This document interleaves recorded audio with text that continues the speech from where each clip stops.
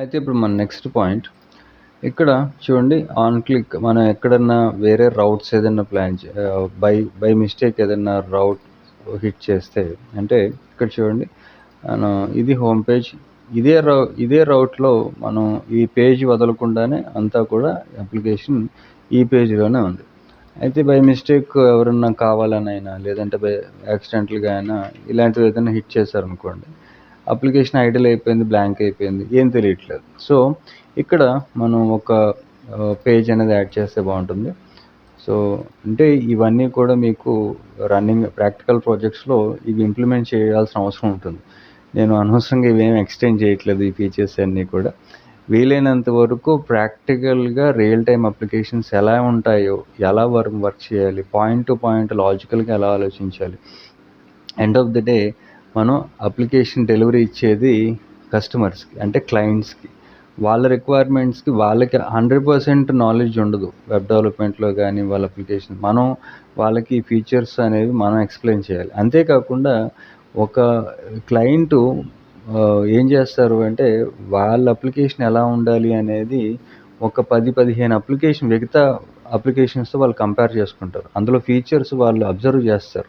ఆ ఫీచర్ మన అప్లికేషన్లో ఎందుకు లేదని కూడా చూస్తుంటారు అన్నమాట. సో ఇలాంటి చిన్నవి కూడా మనం ఎక్కువ కేర్ తీసుకోవాల్సి ఉంటుంది మనకి. లేదంటే రివ్యూస్ మళ్ళీ పెరుగుతూ ఉంటాయి, మళ్ళీ క్లయింట్ దగ్గర నుంచి మనకి రివ్యూ వచ్చినప్పుడు మళ్ళీ అది రెక్టిఫై చేసి మళ్ళీ మనం వాళ్ళకి సబ్మిట్ చేయాల్సి ఉంటుంది. సో ఇవన్నీ ఒకేసారి తగ్గించుకోవడానికి మనం కొంచెం టైం తీసుకున్నా పర్వాలేదు, కాకపోతే చేసే పని పర్ఫెక్ట్గా చేసి మనం డెలివరీ చేసినప్పుడు ఆ ఇంప్రెషన్ వేరుగా ఉంటుంది. క్లయింట్ సాటిస్ఫాక్షన్ 100% ఉంటుంది. సో మన ఎఫర్ట్ అనేది అట్లీస్ట్ మన క్లయింట్కి కనిపిస్తుంది. మనం అడిగిన ఫీచరే కాకుండా ఒక అప్లికేషన్ అనేది స్టార్ట్ నుంచి ఎండ్ వరకు పర్ఫెక్ట్గా ప్లాన్ చేశారు. ఆ తర్వాత క్లయింట్ ఇంకా ఏదైనా రిక్వైర్మెంట్స్ వస్తే ఆ తర్వాత విషయం. ఫస్ట్ ఆఫ్ ఆల్ బేసిక్స్ అనేవి మనం చేయాలి, అది మన ప్రైమరీ రెస్పాన్సిబిలిటీ. కాబట్టి ఇక్కడ ఈ ఫీచర్ కూడా ఒకటి యాడ్ చేసేద్దాం. ఏదన్నా ఒక మనకి సంబంధం లేని రౌట్ ఏదైనా హిట్ చేసినప్పుడు ఒక పేజ్ నాట్ ఫౌండ్ అని ఒక కాంపోనెంట్ అనేది ఫైర్ చేద్దాం. సో మన అప్లికేషన్లో సోర్స్ ఫోల్డర్ లోపల వెండర్ డాష్బోర్డ్ ఈ ఫోల్డర్ ఉంది కదా, మొత్తం ఫైల్స్ అన్ని ఒకసారి క్లోజ్ చేసేస్తాను. మన ప్రాజెక్ట్ ఫోల్డర్లో ఒక కాంపోనెంట్స్లో ఒక ఫైల్ క్రియేట్ చేస్తున్నాను. దీనికి నాట్ ఫౌండ్ అని ఒక పేరు పెట్టాను, notfound.jsx. ఇప్పుడు ఒక కాంపోనెంట్ క్రియేట్ చేశాను. ఈ కాంపోనెంట్కి ఈ డివ్కి ఎర్రర్ సెక్షన్ అని ఒక పేరు ఇచ్చాను. అంటే మనం స్టైలింగ్ కూడా కొంచెం చేయాల్సి ఉంటుంది కాబట్టి దీనికి ఎర్రర్ సెక్షన్ అని ఒక పేరు ఇచ్చి సింపుల్గా ఒక హెచ్1 ట్యాగ్ తీసుకున్నాను.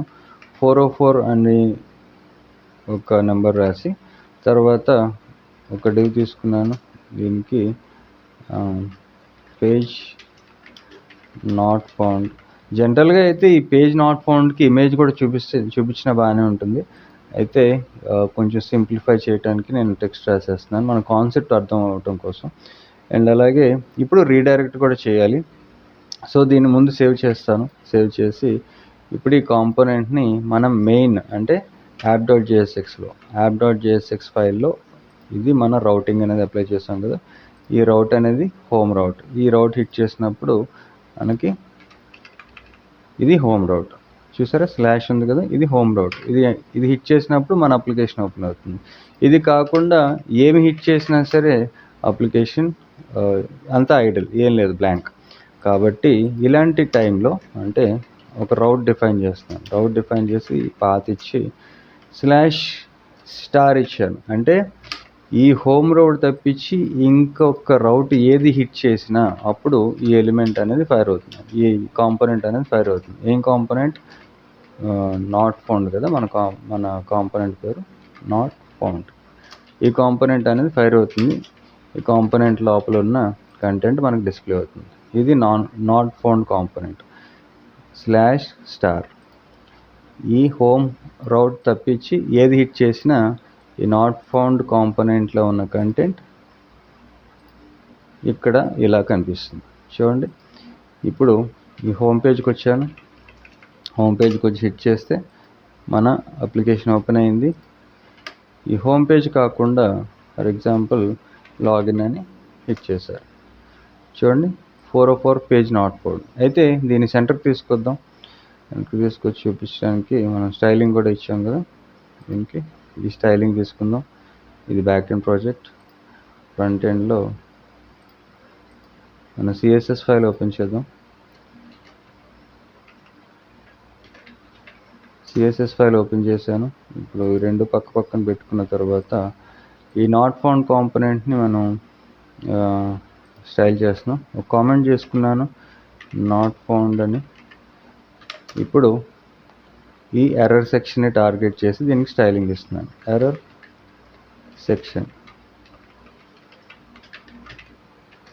దీనికి ఫస్ట్ ఆఫ్ ఆల్ విడ్త్ 100% ఇచ్చాను. హైట్ 100 VH ఇస్తాను. 100 వర్టికల్ హైట్. ఓకే. తర్వాత డిస్ప్లే ఫ్లెక్స్ ఇస్తాను సెంటర్ చేయడం కోసం. డిస్ప్లే ఫ్లెక్స్ ఇచ్చిన తర్వాత జస్టిఫై కంటెంట్ సెంటర్ ఇచ్చాను. అలాగే అలైన్ ఐటమ్స్ కూడా సెంటర్ ఇచ్చాను. సో ఇలా ఇవ్వటం వల్ల సెంటర్ ఇలా ఇవ్వటం వల్ల మన కంటెంట్లో అంటే మన పేజ్లో ఉన్న కంటెంట్ అంతా కూడా app.jsx ఫైల్ కూడా సేవ్ చేసి ఇప్పుడు చూడండి ఈ డిస్ప్లే ఫ్లెక్స్ ఇచ్చి అలైన్ ఐటమ్ సెంటర్ ఇవ్వటం వల్ల మన విడ్త్ ఎంత అయితే ఉందో ఆ మొత్తం విడ్త్కి సెంటర్ అవుతుంది అనమాట. సో చూడండి 404 పేజ్ నాట్ ఫౌండ్ బాగానే ఉంది. కాకపోతే ఈ పేజ్ నాట్ ఫౌండ్ అనేది కిందకు వస్తే బాగుంటుంది ఇంకా. సో ఇక్కడ డిస్ప్లే ఫ్లెక్స్ ఇచ్చాను కదా, ఫ్లెక్స్ డైరెక్షన్ కాలమ్ ఇచ్చారు. సేవ్ చేశాను. అవుట్పుట్లోకి వెళ్తే చూడండి ఇలా వచ్చింది. సో బాగుంది. కాకపోతే దీని సైజ్ కొంచెం పెంచితే ఇంకా బాగుంటుంది. దీంతోపాటు ఒక లింక్ ఇస్తే అంటే 404 బాగానే ఉంది. కాకపోతే మళ్ళీ మన అప్లికేషన్లోకి రావాలి అంటే ఈ బ్యాక్ బటన్ హిట్ చేయాల్సి వస్తుంది. అలా కాకుండా గో బ్యాక్ అని ఒక లింక్ ఇస్తే అక్కడ క్లిక్ చేసినప్పుడు మన అప్లికేషన్లోకి వచ్చేసేలాగా. సో దానికోసం ఫస్ట్ ఆఫ్ ఆల్ ఈ H1 ట్యాగ్ని టార్గెట్ చేసి దాని కొంచెం ఫాంట్ సైజ్ అనేది పెంచుతాను. So error section space H1. ఈ H1 ఎలిమెంట్ని టార్గెట్ చేసి దీనికి ఫాంట్ సైజ్ అనేది ఎక్స్ట్రా లార్జ్ ఇచ్చారు. డబుల్ ఎక్స్ట్రా లార్జ్ కూడా ఇవ్వచ్చు, బాగానే ఉంటుంది. ఇంప్లిమెంట్ అవ్వలేదు, ప్రాబ్లం ఏదో ఉన్నట్టుంది. Font size double extra large ఇచ్చాను, అయినా సరే సాటిస్ఫాక్షన్ లేదు. సో దీనికి రెమ్స్లో ఇస్తాను.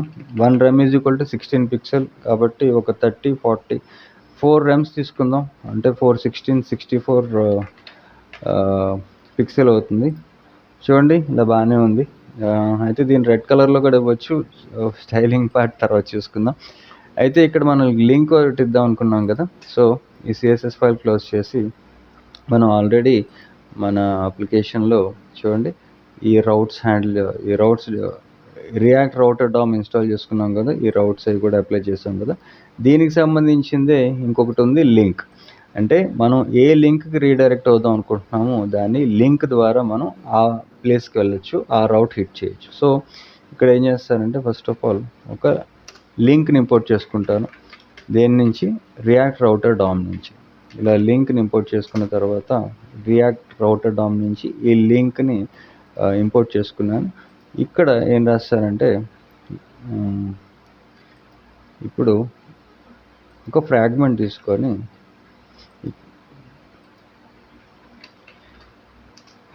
తీసుకున్నాను. ఈ JSX అంతా ఈ ఫ్రాగ్మెంట్లో ప్లేస్ చేసి ఇక్కడ ఇప్పుడు లింక్ ఆల్రెడీ ఇంపోర్ట్ చేసుకున్నాం కదా. ఈ లింక్ లోపల నేను ఒక పారాగ్రాఫ్ ట్యాగ్ తీసుకొని గో బ్యాక్ అని ఒక టెక్స్ట్ రాశాను. సింపుల్. రాసిన తర్వాత ఈ లింక్కి మనం పాత్ ఇవ్వాలి కదా. అంటే ఈ లింక్ దేనితో లింక్ అవ్వాలి అది మనం ఇక్కడ డిఫైన్ చేయాలి. సో హోమ్ పేజ్కి రీడైరెక్ట్ చేస్తున్నాను కాబట్టి స్లాష్ ఇచ్చి ఊరుకున్నాను. సేవ్ చేసి ఇప్పుడు చూడండి మనం అప్లికేషన్లోకి వెళ్తే గో బ్యాక్ అనేది బాగా లెఫ్ట్ కార్నర్లోకి వెళ్ళిపోయింది. సో దీన్ని కూడా సెంటర్కి తీసుకురావాలంటే ఈ ఎలిమెంట్లోకి తీసుకొస్తే సరిపోతుంది. సో సేవ్ చేశాను. ఇప్పుడు అవుట్పుట్లోకి వెళ్తే చూడండి గో బ్యాక్ అని ఇలా వచ్చింది. క్లిక్ చేసినప్పుడు మన అప్లికేషన్లోకి వచ్చేసాం. Okay, perfect. మళ్ళీ ఒకసారి చూద్దాం. ఏదన్నా ర్యాండమ్గా ఏదన్నా ఒక ఇది ఇచ్చాను, ఎంటర్ హిట్ చేస్తే పేజ్ నాట్ ఫౌండ్. ఈ గో బ్యాక్ దగ్గర కొంచెం కలర్ ఇద్దాం, గో బ్యాక్ కూడా క్లియర్గా కనిపించట్లేదు. సో ఈ గో బ్యాక్కి ఇక్కడే స్టైలింగ్ ఇచ్చేస్తాను, మీకు ఇన్లైన్ స్టైలింగ్ కూడా తెలుస్తుంది. స్టైల్ చేసేటప్పుడు మనం ఇక్కడ ఇన్లైన్ స్టైలింగ్లో ప్రాపర్టీస్ డిఫైన్ చేసేటప్పుడు స్టైల్కి ఈక్వల్ టు అని రాసిన తర్వాత 2 సార్లు కర్లీ బ్రేసెస్ ఇవ్వాలి. ఇది ఇంపార్టెంట్, లేకపోతే స్టైలింగ్ అనేది అప్లై కాదు. సో దీనికి first of all font size అనేది, అలాగే మనం జనరల్ సిఎస్ఎస్లో ఇలాగా ప్రతిదానికి టెక్స్ట్ అలైన్ రాసేటప్పుడు ఏదైనా 2 వర్డ్స్ని కంబైన్ చేసేటప్పుడు ఏం చేస్తాం, హైఫన్ ఇస్తాం. ఇలా టెక్స్ట్ అలైన్ అని, అలాగే అలైన్ ఐటమ్స్ అని, జస్టిఫై కంటెంట్ అని అన్ని స్మాల్ లెటర్స్లో రాసి, ఇది మామూలు సిఎస్ఎస్లో ఫైల్లో మనం రాసేటప్పుడు ఇలాగ హైఫన్ ఇచ్చి 2 వర్డ్స్ని డివైడ్ చేస్తాం. అయితే ఈ సిఎస్ఎస్ మన జేఎస్ఎక్స్లో అంటే రియాక్ట్ ఇన్లైన్ స్టైలింగ్ రాసేటప్పుడు మాత్రం ఈ స్పేసెస్ హైఫన్లో ఇలా పనిచేయవు, క్యామెల్ కేస్ ఇవ్వాలి. ఇక్కడ ఫాంట్ సైజ్ అయితే జనరల్గా మనం సిఎస్ఎస్ ఫైల్లో ఇలా రాస్తాం కదా, కానీ ఇక్కడ అలా పనిచేయదు. సో ఫాంట్ సైజ్ అనేది ఇలా క్యామెల్ కేస్లో ఇవ్వాలి. ఫాంట్ సైజ్ని డిఫైన్ చేసిన తర్వాత మళ్ళీ ఇది ఆబ్జెక్ట్ కాబట్టి దీనికి ఈ వాల్యూని డబుల్ కోట్స్ కానీ సింగిల్ కోట్స్లో కానీ వాల్యూని ఇలా పాస్ చేయాలి. ఇక్కడ వాల్యూ నేను ఒక 1.5 REM ఇస్తాను, అంటే అప్రాక్సిమేట్గా ఒక 24 to 30 బిట్వీన్ పిక్సెల్. సో దీన్ని సేవ్ చేశాను. కలర్ కూడా కొంచెం చేంజ్ చేద్దాం. కలర్ వచ్చి డార్క్ బ్లూ ఇచ్చాను. చూసారా, మర్చిపోయాను, ఈ వాల్యూ కోడ్స్లో ఇవ్వాలి. డార్క్ బ్లూ ఇచ్చాను, సేవ్ చేసి ఇప్పుడు చూడండి అవుట్పుట్లోకి వెళ్తే ఇలా వచ్చింది. పర్ఫెక్ట్, బాగానే ఉంది. ఇప్పుడు మళ్ళీ ఏదన్నా రాట్ ఇచ్చేస్తే పేజ్ నాట్ ఫౌండ్ స్లాష్ ఇవ్వాలి. స్లాష్ ఇచ్చి ఏదన్నా టైప్ చేస్తే చూడండి page not found, go back, బాగానే ఉంది. ఇప్పుడు పేజ్ నాట్ ఫౌండ్ కూడా మనం ఇంప్లిమెంట్ చేసాం. ఇప్పుడు లాస్ట్ ఇంకొకటి మనకి స్టైలింగ్లో ఏంటి ఉన్నాయో చూద్దాం. కొన్ని స్టాక్స్ తీసుకొని కలర్స్ అండ్ స్టాక్స్ చూద్దాం. దాన్ని బట్టి నాకైతే ఈ ఫాంట్ సైజ్తో నేను అంత ఇంప్రెస్ అవ్వలేదు.